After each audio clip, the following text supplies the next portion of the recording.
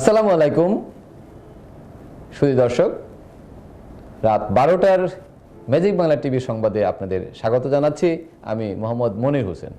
শুরুতেই সংবাদ শিরোনাম। আওয়ামী লীগের শেষ 6 বছরে 19,000-এরও বেশি খুন। আন্তর্জাতিক গণমাধ্যম ও প্রভাবশালী দেশের সংসদে বাংলাদেশকে ভুলভালভাবে তুলে ধরা হয়েছে, জানালেন শফিকুল আলম। স্কুল পরিচালনায় রাজনৈতিক নেতারা ভালোকে মন্দে পরিণত করেছেন, জানালেন গণশিক্ষা উপদেষ্টা। প্রয়োজনে আমরা আবারও জীবন বাজি রাখতে প্রস্তুত, জানালেন সার্জিস আলম। আবারও মোদিকে হত্যার হুমকি এবং টানা 2 হারে সিরিজ খোয়ালো বাংলাদেশ। এতক্ষণ শুনছিলেন সংবাদ শিরোনাম, এবার বিস্তারিত। আওয়ামী লীগ সরকারের শেষ 6 বছরে ঢাকাসহ সারা দেশে খুন হয়েছে 19,040 জন। সেই হিসাবে গড়ে প্রতি মাসে খুন হন 280 জন। তবে গত জুলাই আগস্টে ঢাকাসহ সারা দেশে খুনের সংখ্যা ছিল অনেক বেশি, 952 জন। পুলিশ সদর দপ্তরের ওয়েবসাইটে প্রকাশ করা অপরাধ পরিসংখ্যানে এই তথ্য উঠে এসেছে। 5 বছরের বেশি সময় বন্ধ রাখার পর গত বৃহস্পতিবার পুলিশ এই পরিসংখ্যান প্রকাশ করে। নবনিযুক্ত আইজিপি বাহারুল আলম গত বৃহস্পতিবার সংবাদ সম্মেলন করেন। এই সময় ওয়েবসাইটে অপরাধের পরিসংখ্যান প্রকাশ বন্ধ রাখার বিষয়টি তুলে ধরেন সাংবাদিকরা। এরপর আইজিপির নির্দেশে একসঙ্গে 5 বছর 8 মাসের তথ্য প্রকাশ করা হয়। ওয়েবসাইটের পরিসংখ্যান বিশ্লেষণ করে দেখা গেছে, গত জানুয়ারি থেকে জুন পর্যন্ত 6 মাসে খুন হয়েছে 1,533 জন। সেই হিসাবে গড়ে প্রতি মাসে 255 জন খুন হয়েছে। পারিবারিক, সন্ত্রাসী বা দুর্বৃত্তর হাতে এসব খুনের ঘটনা ঘটে। তবে গত জুলাই ও আগস্টে নিহতের সংখ্যা 952, গড়ে 476 জন। এছাড়া আন্দোলন ছাড়াও পারিবারিক, সন্ত্রাসী ও দুর্বৃত্তদের হাতে খুনের ঘটনা আছে এই তালিকায়। অবশ্য জুলাই আগস্টে গণ আন্দোলনের সময় মৃত্যুর সংখ্যা 1000 ছাড়িয়েছে, তা বিভিন্ন সংগঠনের তথ্যে উঠে এসেছে। বৈষম্য বিরোধী ছাত্র আন্দোলনের স্বাস্থ্য বিষয়ক কেন্দ্রীয় উপকমিটির তথ্য অনুযায়ী ছাত্র জনতার অভ্যুত্থানে জুলাই আগস্টে নিহতের সংখ্যা 1,581 জন। অবশ্য পুলিশ জুলাই আগস্টে যে তালিকা করেছে সেটি শুধু মামলার ভিত্তিতে। আগস্টের পরও আন্দোলনে নিহতের ঘটনায় মামলা অব্যাহত রয়েছে। পুলিশ সদর দপ্তরের আইজি এনামুল হক সাগর সংবাদ মাধ্যমকে বলেন, মামলার বিপরীতে পরিসংখ্যান দেওয়া হয়। জুলাই আগস্টে খুনের যে পরিসংখ্যান দেওয়া হয়েছে তা মামলা থেকে। এই 2 মাসে খুনের ঘটনায় যেসব মামলা হয়েছে সেগুলো তালিকায় দেওয়া হয়েছে। জুলাই আগস্টে নিহতের ঘটনায় সেপ্টেম্বর, অক্টোবর, নভেম্বরেও মামলা হয়েছে। এখনও মামলা হচ্ছে। যে মাসে মামলা হয় নাই সেই মাসের তালিকা সংখ্যা উঠানো হয় নাই। জুলাই গণ অভ্যুত্থান পরবর্তী সময়ে হিন্দু সম্প্রদায়ের উপর হামলার খবর যাচাই করতে স্বাধীন সংবাদপত্র মানবাধিকার গোষ্ঠীগুলোকে আহ্বান জানিয়েছে প্রধান উপদেষ্টার প্রেস সচিব শফিকুল আলম। আজ শনিবার তার ভেরিফাইড ফেসবুক অ্যাকাউন্টে এক পোস্টে তিনি একথা জানান। তিনি বলেন, সঠিক তথ্য উদ্ঘাটনের কাজ যদি সরকার করে তবে তাদের প্রতিবেদনগুলো সন্দেহের চোখে দেখার আশঙ্কা খুবই বেশি। এটিকে গুরুতর ইস্যু উল্লেখ করে শফিকুল আলম বলেন, আন্তর্জাতিক গণমাধ্যম এবং প্রভাবশালী দেশগুলোর সংবাদে বাংলাদেশকে ভুলভালভাবে তুলে ধরা হয়েছে। কেউ কেউ এসব প্রতিবেদনের ভিত্তিতে বাংলাদেশে জাতিসংঘ শান্তিরক্ষী পাঠানো বা দেশটিতে হস্তক্ষেপের আহ্বান জানিয়েছেন। উল্লেখ করে তিনি বলেন, আমরা এর সুষ্ঠু তদন্ত চাই। শফিকুল আলম বলেন, সাম্প্রতিক সপ্তাহগুলোতে অন্তর্বর্তীকালীন সরকার, রাজনৈতিক, ধর্মীয় ও সুশীল সমাজের নেতারা ধর্মীয় ঘটনাবলীর সময় জনগণকে শান্ত থাকার আহ্বান জানিয়েছেন। তিনি বলেন, এসব ঘটনায় আমাদের কেউ কেউ অসাধারণ রাজনৈতিক পরিপক্কতার পরিচয় দিয়েছে। কিন্তু বাংলাদেশে হিন্দু, বৌদ্ধ, খ্রিস্টান ঐক্য পরিষদের প্রতিবেদনে সংখ্যালঘু সম্প্রদায়ের বিরুদ্ধে সংগঠিত সহিংসতাকে পদ্ধতিগতভাবে অতিরঞ্জিত করা হয়েছে বলে অভিযোগ করেন শফিকুল আলম। তিনি বলেন, তারা আশা করেন ধর্মনিরপেক্ষ ও উদারপন্থী সংবাদপত্রগুলো পরিষদের ধর্মীয় সহিংসতার অভিযোগগুলো নিয়ে নিজস্ব তদন্ত করবে। আমরা আশা করি হিউম্যান রাইটস ওয়াচ ও অ্যামনেস্টি ইন্টারন্যাশনালের মতো আন্তর্জাতিক মানবাধিকার সংস্থাগুলো একই ধরনের তদন্ত করবে। শফিকুল আলম বলেন, হিউম্যান রাইটস ওয়াচ 2013 সালে হেফাজত কর্মীদের গণহত্যার বিষয়ে একটি চমৎকার তদন্ত করেছিল এবং আশা করি একই ধরনের তদন্ত করবে। তিনি বলেন, সাম্প্রদায়িক সম্প্রীতির বিচারে আমরা এখনও আদর্শ দেশ নই। ধর্মের ভিত্তিতে বৈষম্যের খবর পাওয়া যায়। কথিত ধর্ম অবমাননাকর ফেসবুক পোস্টের কারণে নিয়মিত সহিংসতার ঘটনাও ঘটছে। তিনি বলেন, নেত্র নিউজের রিপোর্টে দেখা গেছে সংখ্যালঘু পরিষদ সাম্প্রদায়িক বিদ্বেষজনিত সহিংসতায় 9 জন সনাতনী ধর্মাবলম্বী নিহত হয়েছেন বলে দাবি করেছিল। তাদের মধ্যে প্রায় সবাই রাজনৈতিক ব্যক্তিগত ও অন্যান্য কারণে মৃত্যুবরণ করেছেন। প্রেস সচিব বলেন, ঐক্য পরিষদ ও এবছরের জুলাই মাসে বাংলাদেশের সংখ্যালঘুদের উপর হামলার বিষয়ে একই ধরনের একটি বিতর্কিত প্রতিবেদন তৈরি করেছে। আলম বলেন, ঐক্য পরিষদের প্রতিবেদনে সুদূর প্রসারী প্রভাব রয়েছে। প্রেস সচিব বলেন, সম্প্রতি একজন ব্রিটিশ এমপি বাংলাদেশের সংখ্যালঘুদের উপর হামলার বিষয়ে কথা বলেছেন। মনে হয় তিনি কাউন্সিলের প্রতিবেদনের উদ্ধৃতি দিয়েছেন। সামাজিক যোগাযোগ মাধ্যম 1,10,00,000-এরও বেশিবার বিপ্লবোত্তর হিন্দুদের উপর হামলার প্রতিবেদনের উদ্ধৃতি দেওয়া হয়েছে। তিনি বলেন, আমার জানা মতে শক্তিশালী ও সম্পদশালী হিন্দু আমেরিকান গোষ্ঠী, ভারতীয় জাতীয় ও আঞ্চলিক সংবাদপত্র এবং শীর্ষ ভারতীয় মন্তব্যকারীরা এই রিপোর্ট উল্লেখ করে বাংলাদেশকে সংখ্যালঘুর অবস্থা বর্ণনা করতে গিয়ে ব্যবহার করেছেন। বিশেষজ্ঞরা আমাকে বলেছেন, ঐক্য পরিষদের প্রতিবেদনগুলো বাংলাদেশের সংখ্যালঘু বিরোধী সহিংসতা নিয়ে ভুল তথ্যের বৃহত্তম উৎস।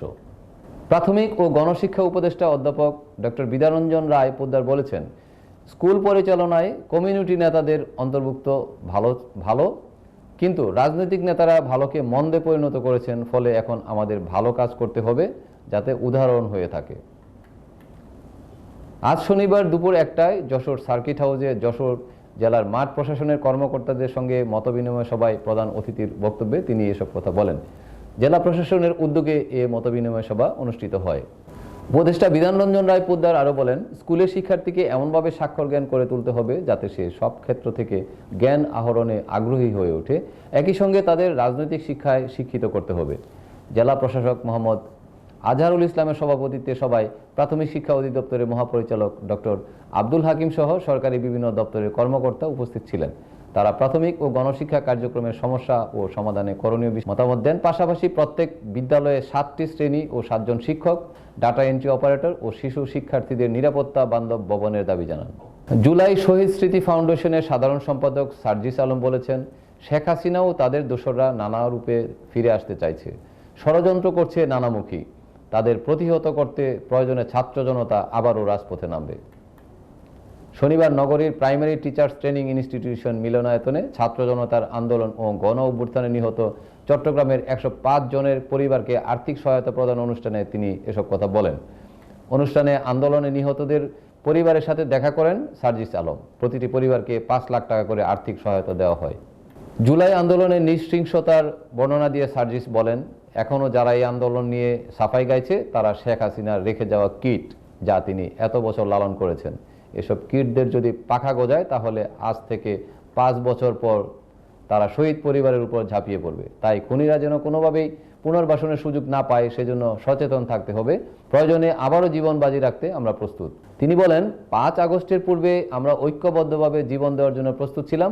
এখনও সেই খুনিদের বিচার নিশ্চিত করার জন্য তাদের সকল প্রকার পুনর্বাসনের বিরুদ্ধে আমরা জীবন দেওয়ার জন্য প্রস্তুত আছি। আমরা যতই সান্ত্বনা দেই, আর্থিক সহযোগিতা দেই, একজন সন্তানের অভাব, একজন জীবনসঙ্গীর অভাব, একজন ভাইয়ের অভাব কোনোদিনও পূরণ করতে পারবে না। সার্জিস আলম বলেন, নতুন করে এই বাংলাদেশে ওই পোশাক পরে কিছু পুলিশ সদস্য আবার একটি দলের হয়ে কাজ করছে। দয়া করে ওই পোশাকটা খুলে রেখে চলে যান। আমরা জীবন দিতে শিখে গেছি। এই দেশে কোনো দালাল ও তোষামতকারীর আর জায়গা হবে না। শহীদ ভাইদের নিয়ে এখনো মামলা ব্যবসা হচ্ছে, আমরা এগুলো দেখতে চাই না। পুলিশের গুলির সামনে জুলাই আগস্টে আমাদের অনেকে বুক পেতেছিল।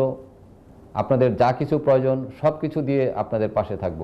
কেউ যদি খুনি হাসিনার এজেন্ট হিসেবে কাজ করে, আমরা একসাথে নেমে আবার তাদের প্রতিহত করব। অনুষ্ঠানে বক্তব্য দেন চট্টগ্রাম বিভাগীয় commissioner doctor Mohammad Ziauddin, police super Raihan Uddin Khan, বৈষম্য বিরোধী ছাত্র আন্দোলনের কেন্দ্রীয় সমন্বয়ক আব্দুল কাদের, রাসেল আহমেদ খান, তালাত মাহমুদ রাফি ও জুলাই শহীদ স্মৃতি ফাউন্ডেশনের সদস্য তাসনিম জারা। উপস্থিত ছিলেন অতিরিক্ত জেলা প্রশাসক মোহাম্মদ কামরুজ্জামান, বিভাগীয় পরিচালক অংশুই প্রু মার্মা, চট্টগ্রাম রেঞ্জের এডিশনাল ডিআইজি সঞ্জয় সরকার ও জেলা civil surgeon doctor Jahangir Alam. দর্শক, এই পর্যায়ে নিয়ে নিচ্ছি 13 জিপি বিজ্ঞাপন বিরতি। ফিরছি কিছুক্ষণ পর, সঙ্গেই থাকুন। We believe in speed. We believe in power. We are built to race. Let's start the joy of riding.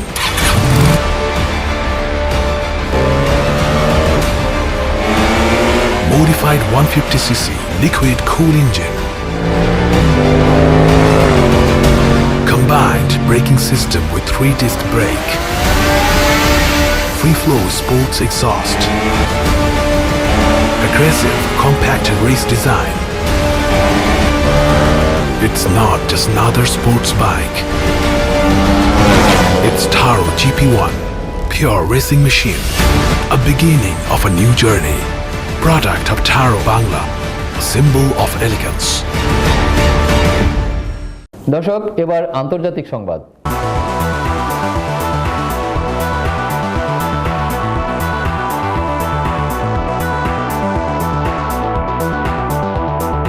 ভারতের প্রধানমন্ত্রী নরেন্দ্র মোদীকে আবারও প্রাণনাশের হুমকি দিয়ে মুম্বাই পুলিশের কাছে বার্তা পাঠানো হয়েছে। যে নম্বর থেকে হোয়াটসঅ্যাপে বার্তাটি পাঠানো হয়েছে সেটি রাজস্থানের আজমেরের বলে চিহ্নিত করেছে পুলিশ। সঙ্গে সঙ্গে মুম্বাই পুলিশের একটি দল অভিযুক্তকে ধরতে সেখানে রওনা হয়েছে। শনিবার সকালে মুম্বাই ট্রাফিক পুলিশের হেল্পলাইন বার্তাটি পাঠানো হয়েছে। সংবাদ সংস্থা পিটিআই জানিয়েছেন, ওই বার্তায় পাক গুপ্তচর সংস্থা আইএসআই এর উল্লেখ রয়েছে। বোমা বিস্ফোরণ ঘটিয়ে মোদীকে মারার পরিকল্পনার কথা বলা হয়েছে, যদিও পুলিশ এই নিয়ে বিশদ কিছু জানায়নি। তদন্তকারীরা প্রাথমিকভাবে মনে করছেন অভিযুক্তের মানসিক সমস্যা থাকতে পারে বা তিনি মদ্যপ অবস্থায় এই মেসেজ করে থাকতে পারেন। এই নিয়ে তদন্ত করে দেখছে পুলিশ। এই হুমকির বার্তা পাওয়ার পরে মুম্বাইয়ের থানা এফআইআর দায়ের করা হয়েছে। এর আগে বহুবার হুমকি দিয়ে ভুয়া বার্তা এসেছে মুম্বাই ট্রাফিক পুলিশের হেল্পলাইন নম্বরে। দিন দশেক আগে সালমান খানকে হত্যার হুমকি দিয়ে তাদের হেল্পলাইন নম্বরে মেসেজ পাঠানো হয়েছিল। গত মাসের শেষে প্রধানমন্ত্রীকে খুনের পরিকল্পনা করা হয়েছে বলে হুমকি দিয়ে ফোন করা হয়েছিল মুম্বাই পুলিশের কাছে। এই ঘটনায় 34 বছরের এক নারীকে গ্রেফতার করা হয়েছে। পুলিশ জানিয়েছে তিনি মানসিকভাবে সুস্থ নন। অক্টোবর মাসে পুনে পুলিশের কাছে এ ধরনের একটি ভুয়া ফোন এসেছিল। ওই অভিযোগে 38 বছরের এক ব্যক্তিকে গ্রেফতার করে পুলিশ। পুনে পুলিশের কন্ট্রোল রুমে ফোন করে অভিযুক্ত ব্যক্তি দাবি করেছিলেন যে প্রধানমন্ত্রীকে হত্যা করার জন্য একটি ফ্ল্যাটে বসে ছক করছে দুষ্কৃতিকারীরা। গত বছর জুলাই মাসেও প্রধানমন্ত্রী মোদী এবং উত্তরপ্রদেশের মুখ্যমন্ত্রী যোগী আদিত্যনাথকে খুনের হুমকি দিয়ে ফোন গিয়েছিল মুম্বাই পুলিশের কাছে। দর্শক, এবার খেলার খবর।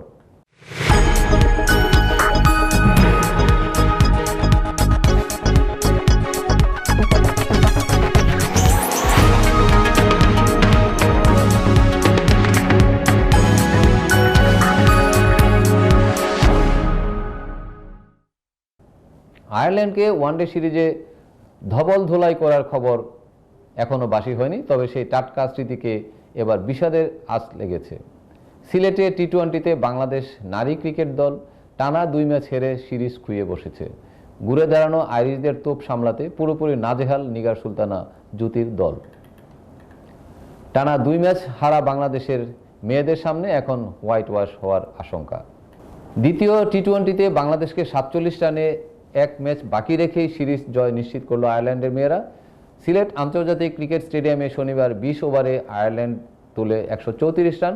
পুঁজি খুব বড় না হলেও দারুণ বোলিং, ফিল্ডিং এবং ব্যাটিংয়ে বড় জয় আদায় করে নেয় তারা। বাংলাদেশ গুটিয়ে যায় মাত্র 87 রানে। শুরুর বিপর্যয়ের পর শারমিন আক্তার ও স্বর্ণা আক্তার চেষ্টা করেন লড়াইয়ের, কিন্তু 17 রানের মধ্যে শেষ 6 উইকেট হারিয়ে 17 বল বাকি থাকতেই গুটিয়ে যায় ইনিংস। ব্যাট হাতে 25 বলে 32 করার পর দারুণ বোলিংয়ে 13 রানে 3 উইকেট নিয়ে ম্যাচের সেরা ওরলা প্রেন্ডারগাস্ট। শেষ করার আগে শিরোনামগুলো আরও একবার। আওয়ামী লীগের শেষ 6 বছরে 19,000-এরও বেশি খুন। আন্তর্জাতিক গণমাধ্যম ও প্রভাবশালী দেশের সংসদে বাংলাদেশকে ভুলভালভাবে তুলে ধরা হয়েছে, জানালেন শফিকুল আলম। স্কুল পরিচালনায় রাজনৈতিক নেতারা ভালোকে মন্দে পরিণত করেছেন, জানালেন গণশিক্ষা উপদেষ্টা। প্রয়োজনে আমরা আবারও জীবন বাজি রাখতে প্রস্তুত, জানালেন সার্জিস আলম। আবারও মোদীকে হত্যার হুমকি এবং টানা 2 হারে সিরিজ খোয়ালো বাংলাদেশ। এই ছিল আজকের সংবাদ। সবাই ভালো থাকুন, সুস্থ থাকুন এবং ম্যাজিক বাংলা টিভির সাথেই থাকুন। ধন্যবাদ।